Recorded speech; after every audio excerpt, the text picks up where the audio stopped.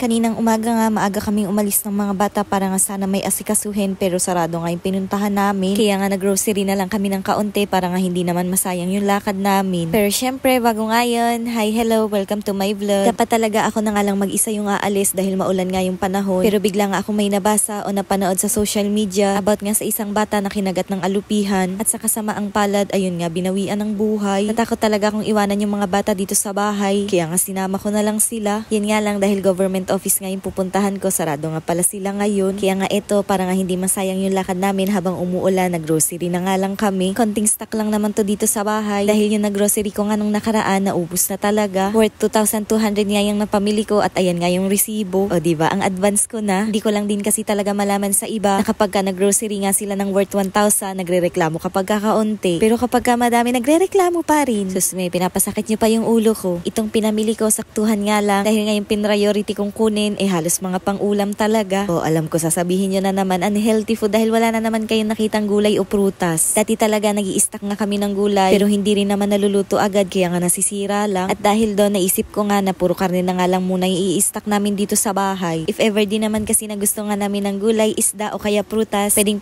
ang bumili ang Papa J bago nga siya umuwi dito sa bahay galing trabaho. Mas okay na nga yung ganun para nga walang masayang tapos fresh pa yung makakain namin. O siya, ayan, nabanggit ko nga kahapon sa mini vlog ko na naka-schedule ko talagang linisin tong ref ngayon. Nung nakaraang araw kasi meron nga natapon na chocolate dyan kaya nga ganyan na yung itsura niya. Tapos medyo may yelo na nga rin yung freezer kaya nga ayan, deserve na talagang linisin. Ang cute lang talaga dito sa ref ko na to. Kahit nga mabilis o malakas siyang lumamig, hindi talaga siya gaanong nagyayelo. Kumbaga parang no frost na rin yung atake niya. Para nga mas mabilis matunaw yung yelo, ayan nga, tinapatan ko ng electric fan. Dali-dali lang din talaga yung paglilinis ko dito dahil meron nga akong mga biniling karne. O alam ko pag in-upload ko to, meron na namang magtatanong dito sa ref na to kung magkano ang bili ko. Ilang beses ko na nga yung nasagot pero sige, uulitin ko na nga lang para sa mga bago nating follower. Itong ref ko na po na to, hindi ko nga to binili dahil padala nga to ng isang silent follower ko. Kaya nga kahit yung mga tanong nyo na about sa details nitong ref na to, hindi ko talaga masagot dahil hindi ko alam. Fujidenso nga po yung brand ng ref na to. Kaya nga kung meron kayong mga tanong, pwede naman siguro kayong mag-direct sa kanila. Nung pinadala kasi sa akin to, halos hindi talaga ako nakapag-function kaya nga lahat ng nakasulat sa box o kaya dyan sa ref, hindi ko talaga naintindi. Basta ang alam ko lang talaga, lumalamig siya, oo. Tapos may mga nagtatanong nga rin kung malakas daw ba sa kuryente yung ganitong ref. Actually, hindi naman po gaano dahil magkano nga lang din yung nadadagdag sa bill namin ngayon. Kung dati nga nung halos wala pa talaga kaming ref or automatic washing machine, nagre-range nga lang yung kuryente namin sa 1.5. Pinakamataas na ngayon pero ngayon umabot nga lang ng 2K. Pero syempre nag-iiba-iba naman yung range ng per kilowatt hour at alam ko bawat area talaga iba-iba nga yung rate kaya nga depende pa rin talaga. Yung ginamit ko pala na panlinis dito sa ref ko, alcohol nga lang tapos panyong malinis. Dati kasi doon nga sa ref ng mama, halos binabasa ko talaga ng tubig para nga malinis ng maigi. Dahil nga sa bago lang tong ref ko na to, natatakot talaga akong gawin yung ganun kaya nga okay na yung ganyan. Taray, ganun at ganyan.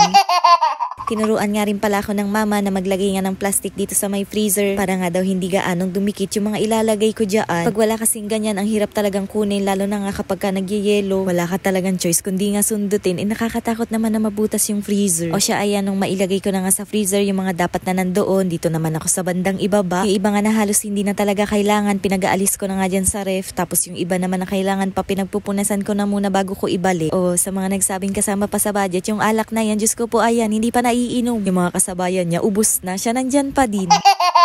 Dahil nga walang pasok nitong mga nakaraan, hindi na muna ako masyadong bumili ng mga pangbaon nga ng bata. Nagdagdag nga lang ako ng kaunti dahil gusto ko nga masubukan sa kanila yung bento-bento baon na yan. Pero syempre bago nga ako makagawa ng ganun, kailangan ko na muna ng magandang baonan nila. Pag-iipunan ko pa ngayon kaya nga medyo matatagalan pa nga. O siya, ayan, thank you Lord dahil kahit papano meron nga na namang ulit laman itong ref ko. Hindi man siya punong-puno, ang importante meron nga maduduko. Habang nag-grocery nga kami, nakakita nga ako ng ganito na organizer nga ng mga sandok. Sa baso lang kasi nakalagay yung mga sandok ko at naiipunan nga yun ng tubig kaya nga napabili na ako ng ganito. Ang cute lang kasi isasabit mo nga lang siya ng ganyan tapos malalagyan mo na nga ng kung ano-ano. O diba mas organized at maganda na nga ngayon.